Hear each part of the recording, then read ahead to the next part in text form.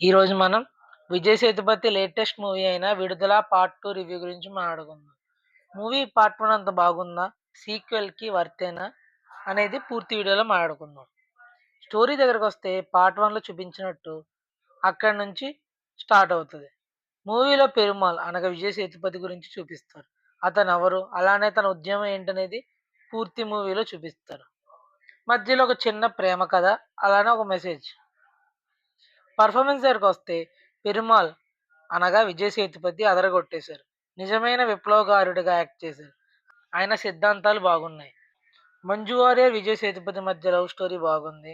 ఆవిడ పర్ఫార్మెన్స్ కూడా చాలా బాగా చేశారు.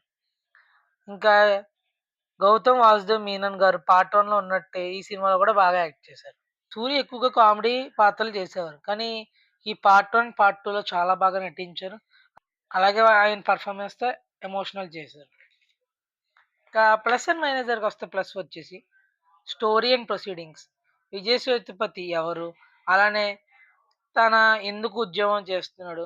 అలాగే క్యారెక్టర్స్ యొక్క డెవలప్‌మెంట్స్. ఇప్పుడు ఇంతకుముందు చెప్పినట్టు విజయ్ సేతుపతి, మంజు వారియర్, గౌతమ్ వాసుదేవ్ మీనన్, అలాగే సూరి వాళ్ళ క్యారెక్టర్ డెవలప్‌మెంట్ మొదటి నుంచే చాలా సుపీరియర్‌గా చూపించలేదు.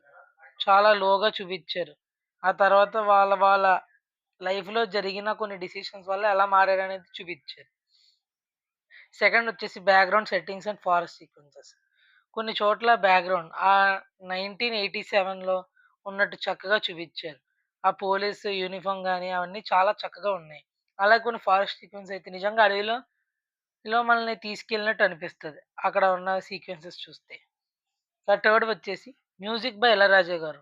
చాలా బాగుంది. బీజీఎం కూడా డీసెంట్‌గా ఉంది. మూవీలో ఎక్కడా ఫ్లోని డిస్టర్బ్ చేయలేదసల. ఇక ఫోర్త్ వచ్చేసి మూవీ ఒక పర్స్పెక్టివ్ అండ్ మెసేజ్ ఇస్తుంది.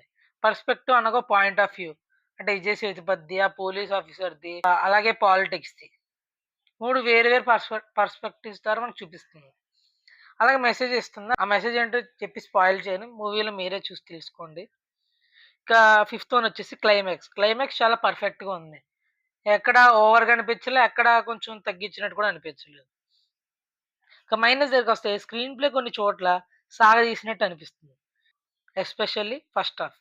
ఇక సెకండ్ వచ్చేసి రన్ టైమ్ కొంచెం తగ్గిస్తే ఇంకా క్రిస్ప్‌గా ఉండేది మూవీ. డోంట్ వర్రీ పార్ట్ 3 ఏమి లేవు గానీ పార్ట్ 2 లాస్ట్.